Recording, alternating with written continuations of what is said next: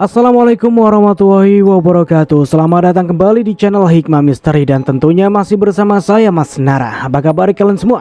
Semoga selalu baik-baik saja, sehat badannya, dilimpahkan rezekinya, dan dihindarkan dari segala mara bahaya. Amin. Di kesempatan kali ini saya akan menceritakan sebuah cerita horor dengan judul Tersesat di Hutan Larangan, melanjutkan dari part kemarin. Oke, seperti biasa sebelum ke ceritanya, bagi kalian yang belum subscribe channel ini, silahkan bisa subscribe dulu dan aktifkan lonceng notifikasinya agar kalian tidak ketinggalan cerita dari channel Hikmah Misteri yang akan selalu menggetarkan hati kalian. Oke, terima kasih, and so get ready to be haunted.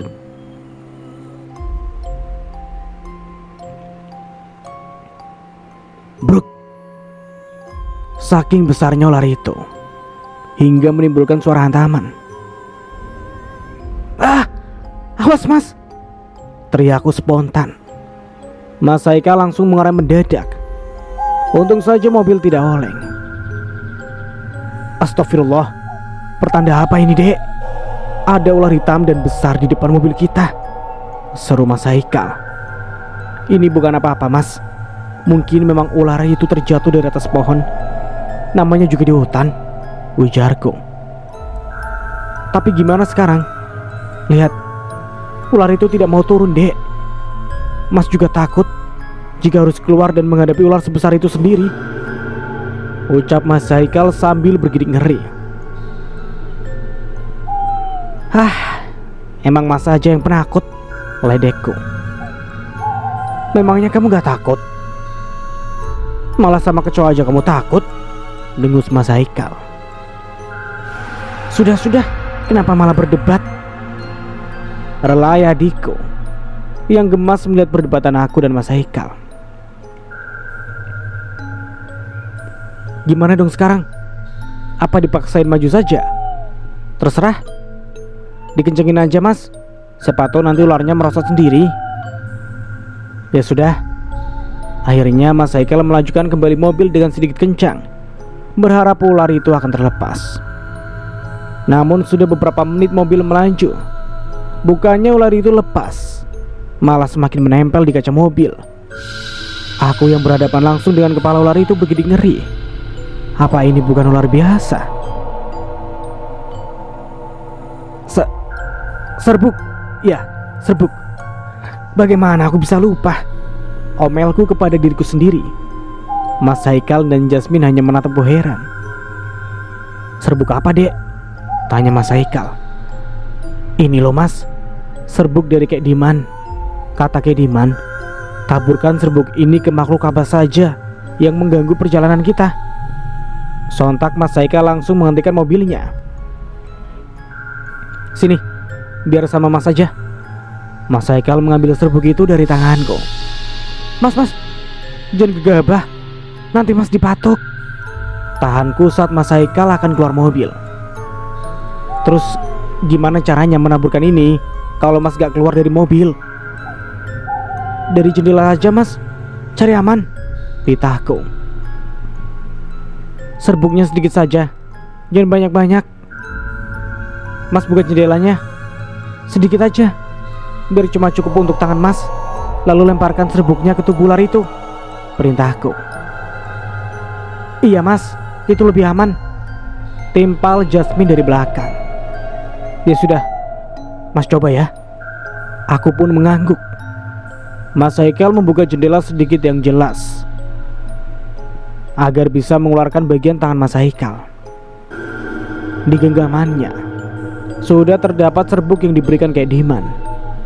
Saat tangan Mas Haikal sudah berada di luar jendela, aku segera memberikan komando.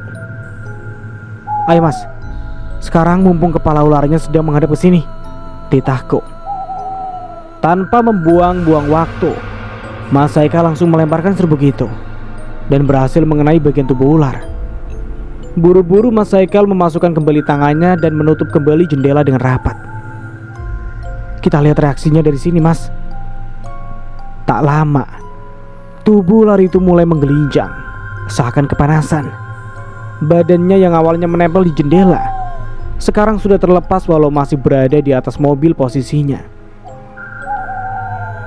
Mas, dia menggelinjang. Iya dek, Itu artinya memang ular itu bukan ular sembarangan. Untung Kek Diman memberikan penangkalnya. Tak lama setelah ular itu menggelinjangkan badannya, sosoknya pun berubah menjadi sosok siluman. Mataku membelalak menyaksikan pemandangan itu. Makhluk yang semula merupakan ular berubah menjadi sosok kurus tinggi, bertanduk, dan kulitnya hitam lebam. Dia berjongkok di atas mobil bagian depan dengan badan yang menggelinjang. Matanya menyorot dendam ke arah kami. Namun tak lama dia meloncat dari atas mobil dan masuk ke dalam hutan. Lalu jejaknya tak terlihat lagi. Mas, ayo mas, cepat kita pergi, panikku. Mobil pun segera meninggalkan lokasi barusan. Aku bernafas lega saat sudah menjauh dari sana. Semoga tidak ada gangguan lagi. Aku lihat ke jok belakang. Arumi dan Jasmine tertidur pulas.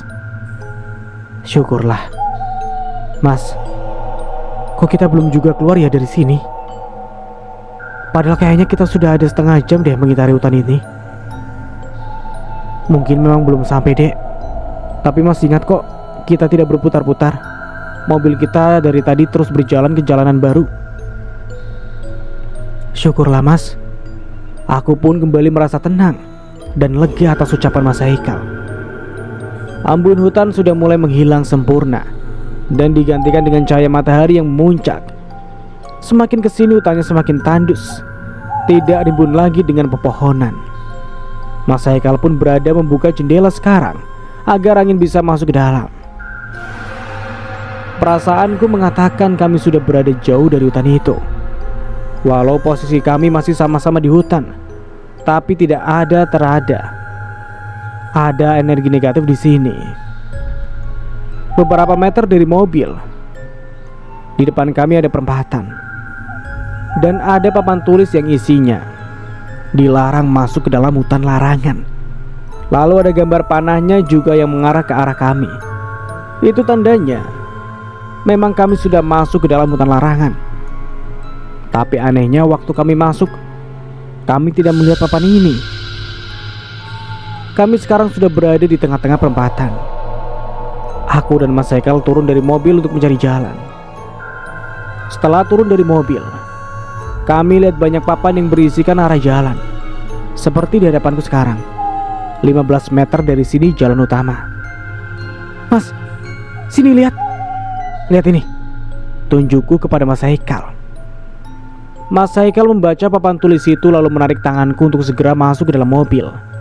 Tampak wajahnya yang berseri-seri. Ayo dek, bentar lagi kita akan sampai ke jalan utama, ujarnya antusias. Setelah mobil melaju beberapa saat, mulai terdengar suara bising kendaraan. Walau belum nampak terlihat oleh mata, tapi hatiku sudah berbunga-bunga. Aku merasa hidup kembali. Dek, bangun dek, kita sudah keluar dari hutan. Aku membangunkan Jasmine. Dia langsung terbangun dan ikut kegirangan. Akhirnya, teriaknya. Hush, jangan berisik, nanti Arumi bangun, pekiku. Iya kak, maaf, aku kesenangan. Serunya. Dan benar saja, 15 meter dari tempat kami tadi, kami sampai di jalan utama. Jalan besar yang isinya banyak hilir-mudik kendaraan dan juga lalu lalang manusia. Saking senangnya aku sampai menitikkan air mata. Mas, kita berhasil, lirihku. Iya dek, kita berhasil. Mas Haikal memelukku. Begitupun dengan Jasmine, dia ikut berpelukan bersama kami.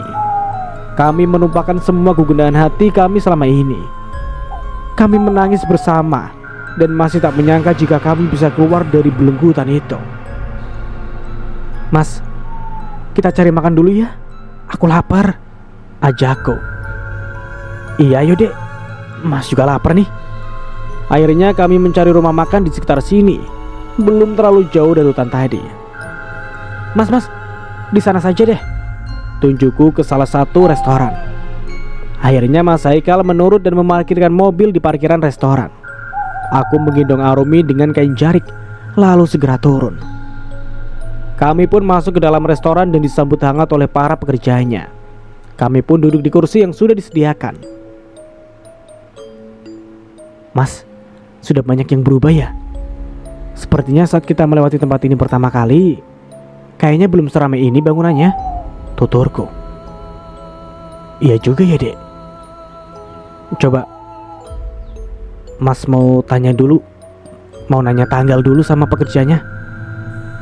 Mbak, panggil Mas Haikal ke salah satu pekerja di sana. Iya Pak, mau pesan apa? Tanyanya. Oh tidak Pak, kami mau bertanya, sekarang tanggal berapa ya?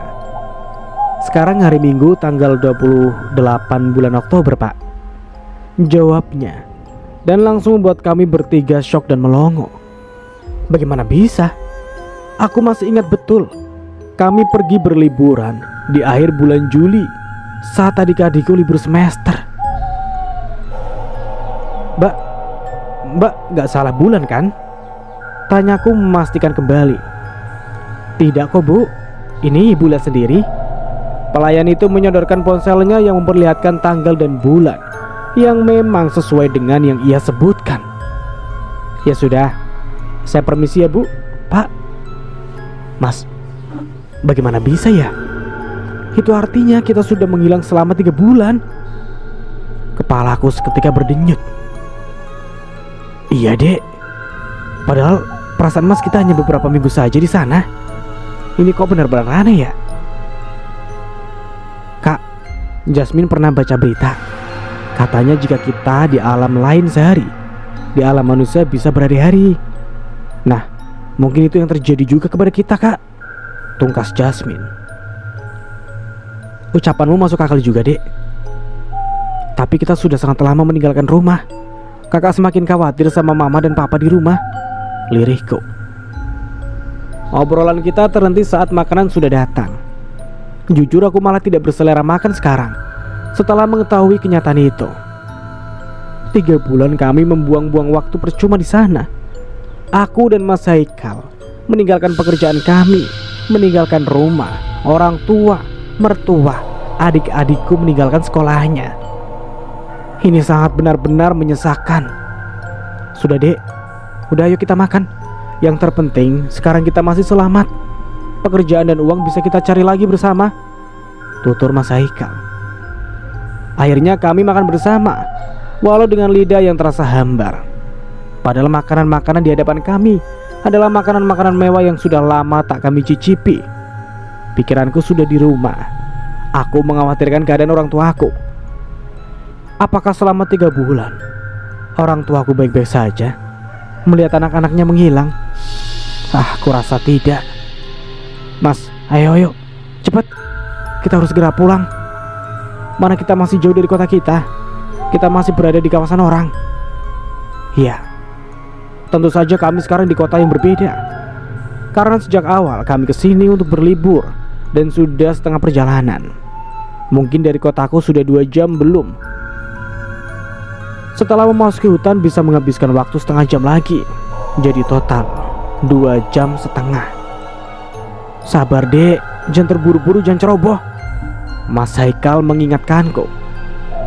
Aku berdiri lebih dulu karena Arumi sudah terbangun.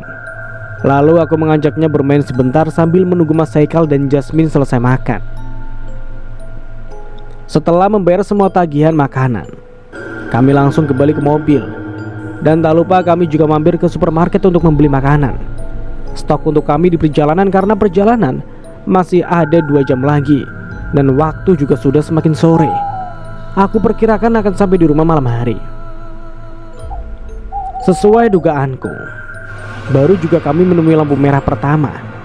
Kemacetan sudah mendominan jalanan. Karena hari ini hari Minggu, wajar jika macet. Namun kegelisahanku semakin besar.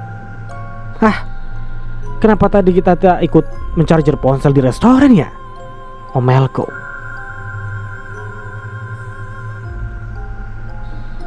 Aku benar-benar frustasi saat melihat jalanan yang macet. Mobil tak dapat bergerak sedikit pun, merayap bagaikan kura-kura. Untung ada Arumi yang bisa membuatku tenang.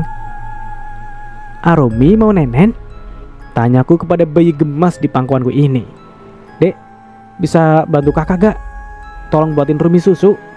Boleh kak, sebentar ya. Jasmine langsung cekatan membuatkan susu dengan menggunakan air mineral dingin karena tidak ada air panas. Ya, semoga tidak apa-apa. Mataku membelalak saat melihat dari kaca depan yang tergantung di atas kepalaku. Ada ibu dan ayah Arumi duduk di jok belakang mobil. Aku mengucek mata, memastikan, namun sosok mereka sudah hilang. Tak heran jika mereka mengikuti kemana perginya kami. Toh anaknya bersama kami. Aku pun tidak takut sedikit pun, karena memang mereka belum genap 40 hari. Dan mungkin rohnya belum tenang. Selama mereka datang dengan rupa yang baik dan senyuman, aku tidak akan merasa risih. Wajar jika mereka ingin dekat dengan anaknya. Kak, ini susunya. Ih, kok malah melamun sih? Seru Jasmine yang sejak tadi sudah menyodorkan botol susu. Aku langsung memberikan susu kepada Arumi, dan Arumi pun langsung meminumnya dengan lahap. Mobil pun ternyata sudah melaju walau pelan. Mas, aku tidur sebentar gak apa-apa ya? Ngantuk banget. Ya sudah, tidur aja dek. Nanti kalau sudah dekat mas bangunin kok. Lagian ada Jasmine yang nemenin mas. Dek, temenin masmu ya. Jangan ikut tidur.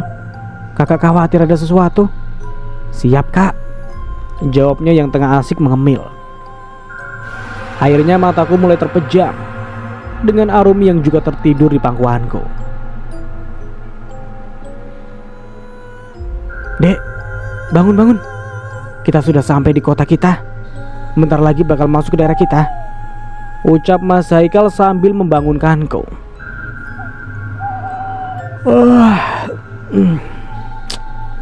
Aku menguap. Iya kak mas? Apa mas serius? Rasanya aku baru sebentar tertidur. Sebentar apanya? Sudah hampir 2 jam. Arumi tidak ada dalam gendongan kamu saja. Kamu tidak ngeh kan? Astagfirullah. Kemana Arumi? Pekiku kaget saat baru sadar Arumi tidak dalam gendonganku. Tuh di belakang sama adikmu. Jasmine tertawa. Hah, anak itu. Rupanya Arumi tengah digendong Jasmine, dan sekarang tengah berceloteh tak jelas. Kakak sih tidurnya nyenyak banget. Sampai Arumi bangun saja kakak gak sadar. Kakak kan capek dek. Kamu tadi sudah tidur juga sama Arumi, dengusku. Aku kembali fokus ke jalanan. Dan benar saja kami sudah hampir selesai. Jalanan ini begitu sangat kukenali. Aku setiap hari melewati jalanan ini jika pulang atau pergi bekerja. Sungguh aroma jalanan yang aku rindukan. Aku langsung membuka setengah jendela dan menghirup udara dalam-dalam. Jika biasanya aku tak suka udara kota yang berdebu dan kotor, sekarang justru aku ingin selalu menikmatinya. Kebisingan kota pun sekarang justru menenangkan hati. Dek, kita mau pulang ke rumah atau ke rumah mama dulu? Ke rumah mama saja mas. Aku yakin mereka sudah menunggu di sana. Sebenarnya rumah aku dan mama tidak jauh, hanya beda perumahan saja. Oke. Kami sudah memasuki kawasan perumahan ibu. Saat di pos satpam kami membuka jendela dan menyapa para satpam. Ya Allah, Pak Haikal, Bu Sila, Mbak Jasmine, ini benar kalian toh? Kemana saja selama 3 bulan ini? Ibu dan bapak sudah kebingungan mencari kalian selama berbulan-bulan, ujarnya dengan syok. Ceritanya panjang pak. Tapi bagaimana dengan keadaan mama dan papa kami? Apa baik-baik saja? Tanyaku. Bapak baik, namun ibu kurang baik semenjak kepergian kalian. Ibu jadi suka sakit-sakitan. Ya sudah pak, kami pamit dulu ya, mau masuk. Aku menyuruh Mas Haikal cepat-cepat melajukan mobil saat mendengar penuturan Pak Satpam. Setelah sampai di depan rumah, aku langsung turun terlebih dahulu dan menggedor pintu rumah, meninggalkan Mas Haikal, Jasmine dan Arumi yang masih di dalam mobil menurunkan barang-barang.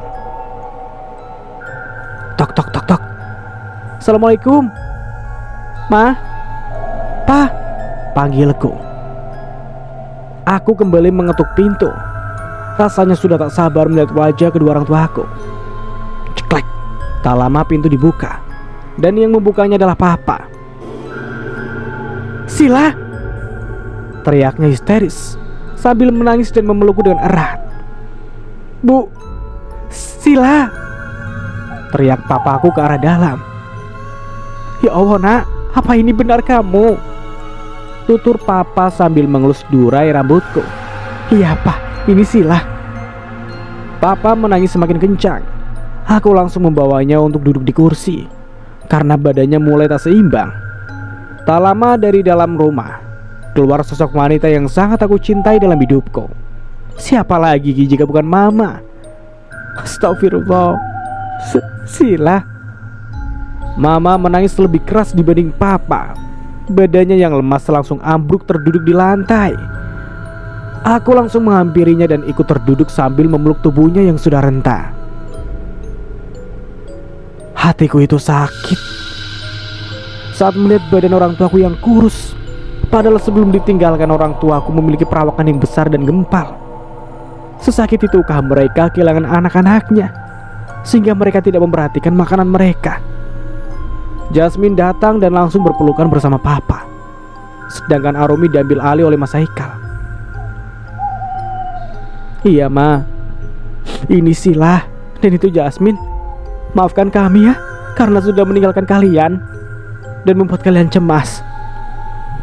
Mama semakin meraung dan menangis histeris. Apa tak semenyangka itu? Mereka, jika anak-anaknya bisa kembali. Oh Tuhan, berdosa sekali aku.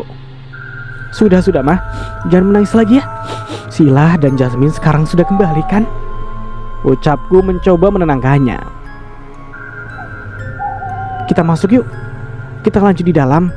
Takut tetangga terganggu," ajakku. Lalu membantu Mama untuk bangun. "Dek, ajak Papa ke dalam juga. Mas, ajak Arumi ke dalam, sudah malam," suruhku. Setelah semua tenang, kami pun bisa menceritakan apa yang sebenarnya terjadi. "Zayan mana nak?" tanya Mama. Aku menggigit bibirku, bingung harus mengawali dari mana.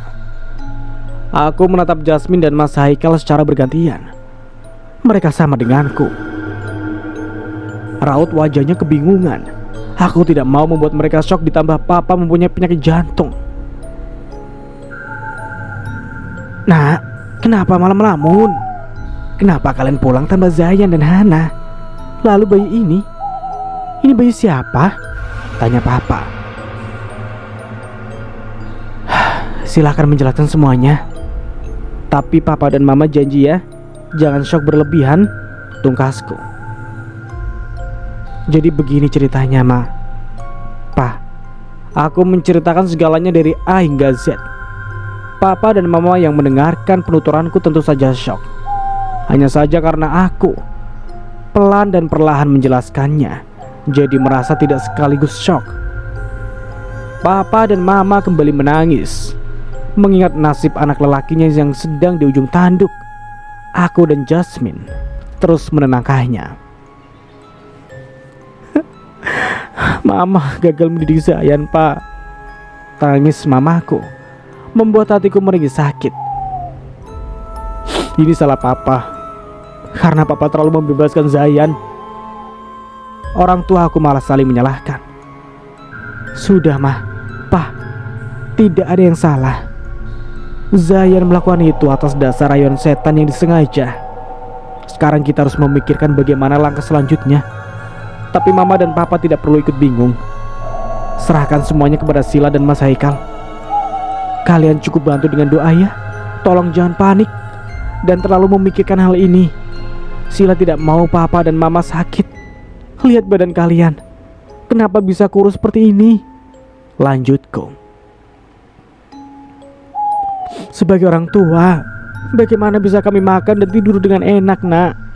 Sedangkan kami tidak tahu di mana keberadaan anak-anak kami. 3 bulan bukanlah waktu yang sebentar. Bahkan pihak kepolisian sudah memutuskan bahwa kalian sudah meninggal," tutur Mama panjang lebar. "Maafkan kami ya Ma, Pa. Kami janji tidak akan meninggalkan kalian lagi. Iya nak. Bawalah Zain kembali. Kami juga sudah bingung harus menghadapi orang tua Hana bagaimana lagi.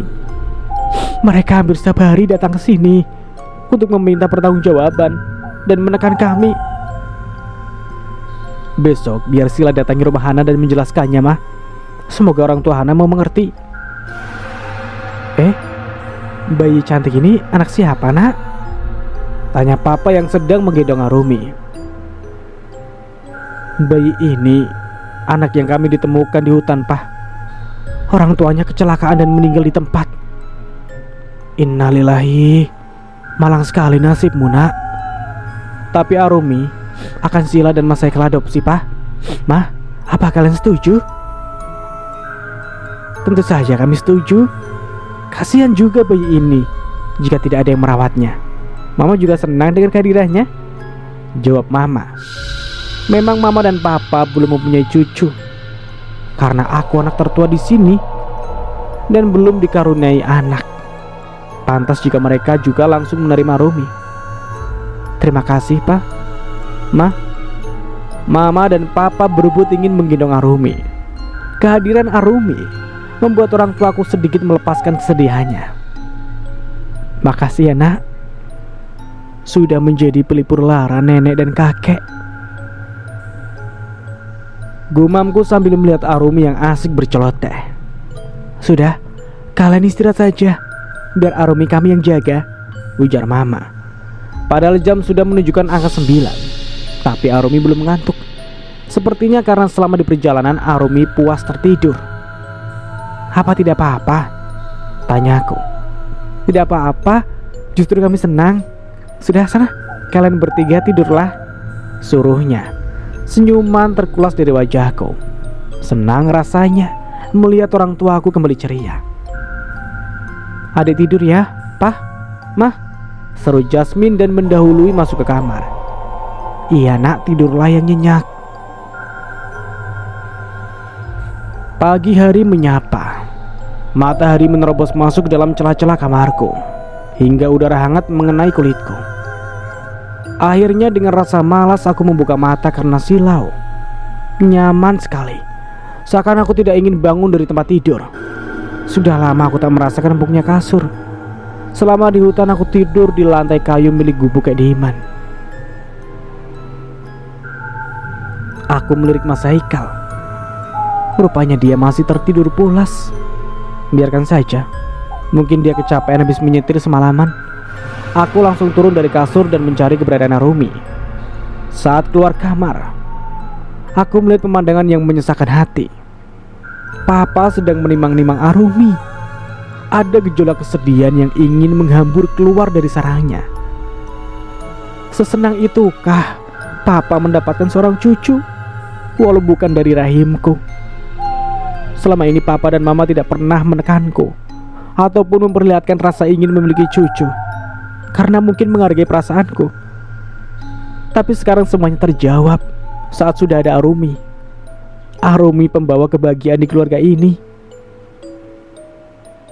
Papa, sini biar Arumi Sila yang gendong. Papa pasti capek. Tidak. Papa tidak capek. Sebaiknya kamu ke kamar mandi lalu ke dapur. Mama kamu lagi buat sarapan, serganya. Papa, masa Sila gak diizinin gendong anak Sila? Sila kan juga mau, protesku dengan manja. Sudah, Papa dulu, kamu belakangan. Jawabnya sambil tertawa. Baiklah, aku mengalah. Akhirnya aku pergi ke kamar mandi, lalu menghampiri Mama yang sedang memasak. Begitu masakan Mama, baunya sangat aku rindukan. Mah, masak apa? Ya masak masakan kesukaan kalian dong, jawabnya sambil fokus kepada wajan. Terima kasih Mah. Jujur Sila memang sangat merindukan masakan Mama, ujarku sambil memeluk Mama dari belakang. Mama paham, pasti selama di sana kalian makan seadanya. Makanya sekarang Mama masakin makanan kesukaan kalian. Makan yang banyak ya. Iya Mah, pasti itu. Berduaan terus. Adiknya yang comel ini sampai dilupakan. omel Jasmine yang baru datang. "Biarin, ini kan mama kakak." Ledekku. Mamaku juga lah. Enak aja. Iya kan, Ma? Adikku menggelayut manja di leher mama. Memang dia tak pernah mau mengalah kalau soal mama. Iya, kalian semua anak mama yang paling mama sayangi. Kami pun sarapan bersama. Kehangatan ini rasanya tak ingin aku tinggalkan. Namun aku masih mempunyai tugas yang besar untuk menyelamatkan nyawa adikku. "Ma, habis ini Sila sama Mas Haikal mau ke rumah Hana. Habis dari sana mau lanjut cari kiai untuk dibawa ke hutan itu," ujarku. "Iya nak, hati-hati ya. Semoga semuanya dilancarkan.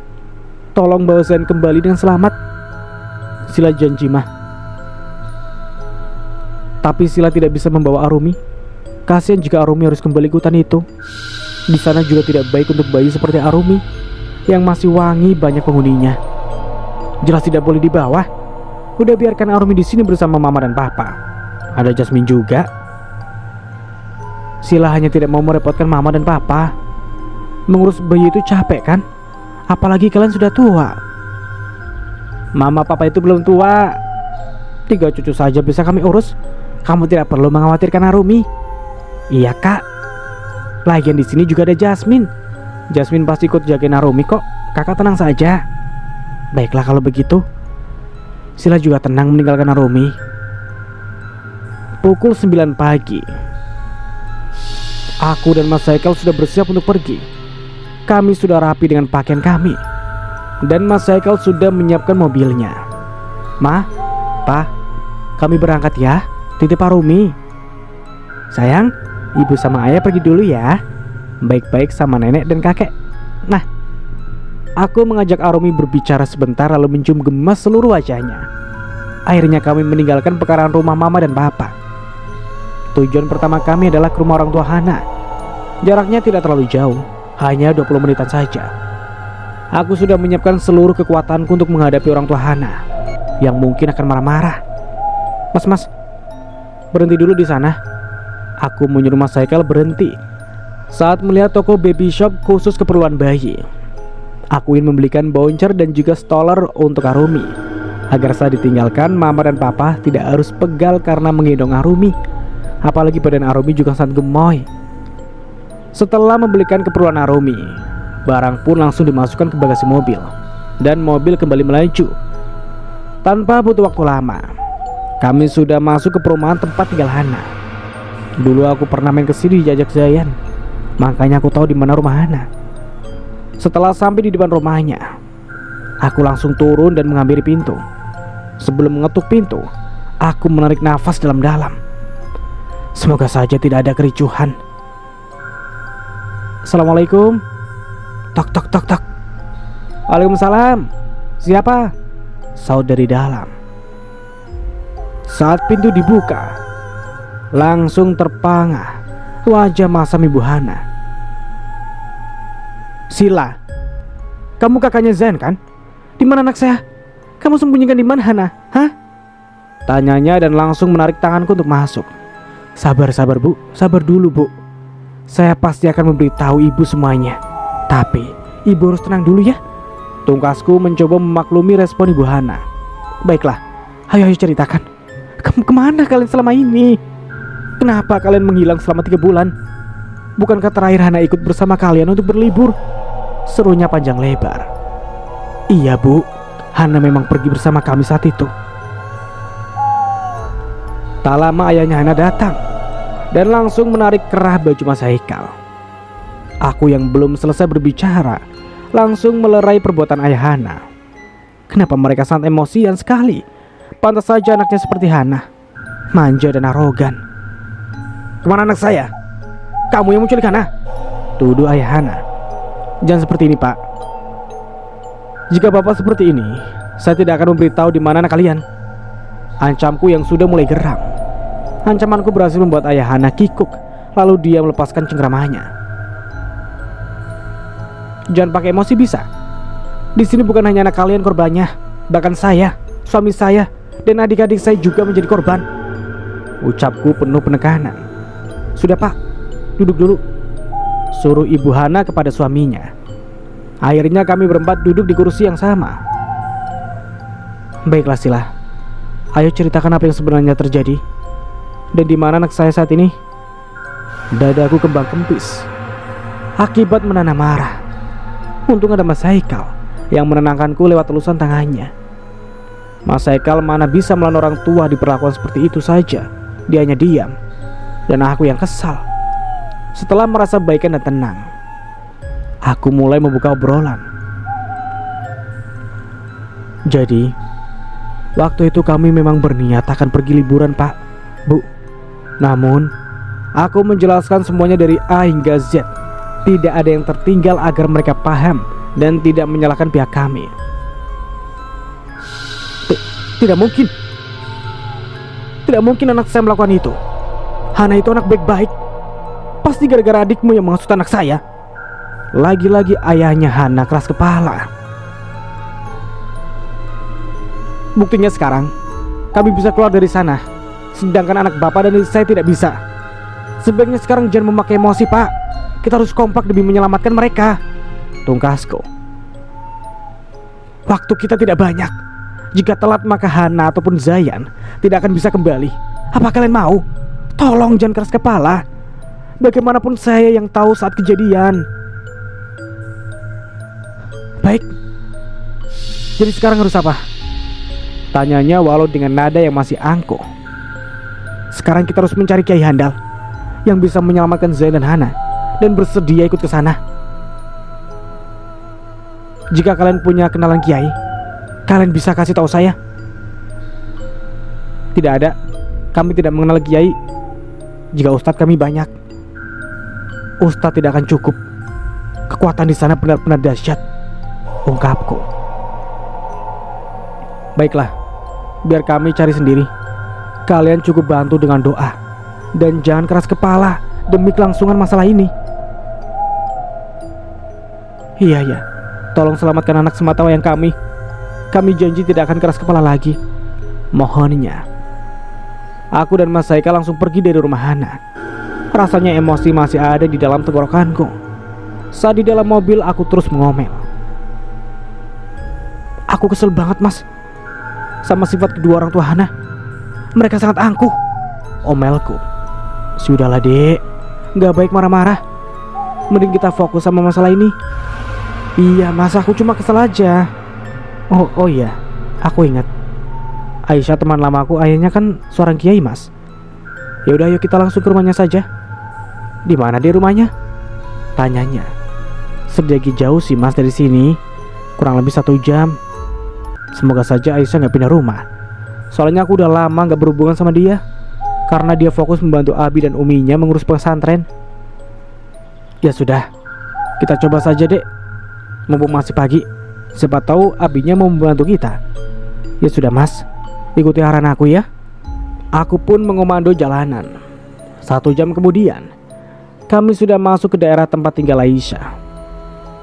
Tempatnya masih asri dan perkampungan. Dulu aku kenal Aisyah saat masih pesantren bareng zaman SMA. Dulu memang aku dipesantrenkan mama papa. Hanya saja aku gak betah dan akhirnya hanya kuat 1 tahun. Namun aku merasa kebingungan saat sudah memasuki wilayah tempat tinggal Aisyah, karena banyak yang sudah berubah. Maklum, sudah lama kami tidak bertemu. Terakhir aku main kesini sebelum menikah dengan Mas Haikal. Dan sekali lagi bertemu Aisyah yang main ke rumahku. Mas, aku lupa di rumahnya yang mana. Coba kita nanya aja, Dek. Kata kamu Abinya punya pesantren. Tanyain aja lokasi pesantrennya di sini di mana. Ya juga ya. Ya sudah, aku turun ya. Tuh banyak ibu-ibu di sana. Aku pun turun dari mobil dan menghampiri ibu-ibu yang tengah mengurumuni warung. Assalamualaikum, Ibu, izin bertanya, ucapku. Waalaikumsalam. Mau nanya apa, Neng? Saya mau nanya, lokasi pesantren di sini di sebelah mana ya? Oh, pesantren milik Kiai Mustafa. Di sana, Neng. Neng lurus saja, tidak jauh dari sini. Nanti kelihatan bangunan pesantrennya. Tutur salah satu ibu itu. Oh, di sana ya, Bu. Oh, baik ya. Terima kasih ya Bu. Aku langsung masuk ke dalam mobil dan menyuruh Mas Haikal melajukan mobilnya sesuai arahanku. Mas, kayaknya itu deh. Aku menuju bangunan besar yang hanya ada satu di sini. Dan sampai di sini dulu ceritanya. Nantikan kelanjutan ceritanya di part berikutnya. Dari saya mohon maaf bila ada salah kata atau dalam penyampaian cerita. Akhir kata, wassalamualaikum warahmatullahi wabarakatuh.